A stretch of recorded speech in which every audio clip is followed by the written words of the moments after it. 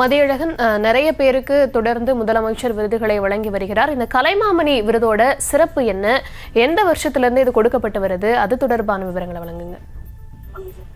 கலைமாமணி விருதை பொறுத்த வரைக்கும் தமிழ்நாட்டில் இசைத்துறை, அதாவது சினிமா மற்றும் சின்ன திரை, இயல் துறை உள்ளிட்ட பல்வேறு துறைகளில் சிறந்து விளங்கக்கூடிய கலைஞர்களை ஊக்குவிக்கக்கூடிய வகையில் மாநில அரசால் தான் இந்த விருதுகளானது வழங்கப்பட்டு வருகிறது.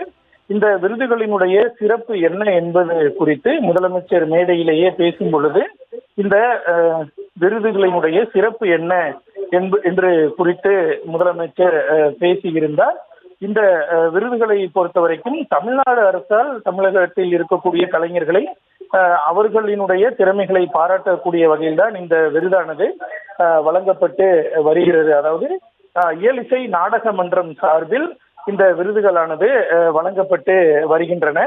இதற்கென ஒரு குழு இருக்கிறது.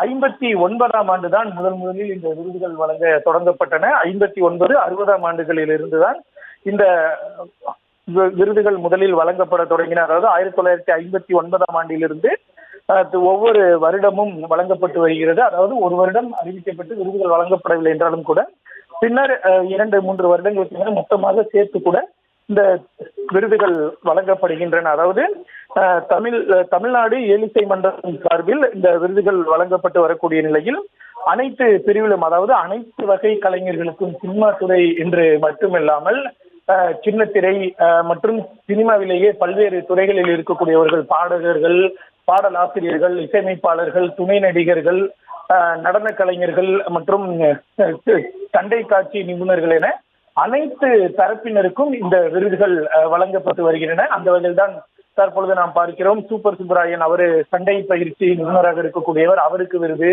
இசையமைப்பாளர் அனிருத்துக்கு விருது. நடிகர்கள் எஸ். ஜே. சூர்யா, சாய் பல்லவி அவர்களுக்கு விருது. அதே போல நாடகத்துறை விருது பூச்சி முருகனுக்கு வழங்கப்பட்டு இருக்கிறது.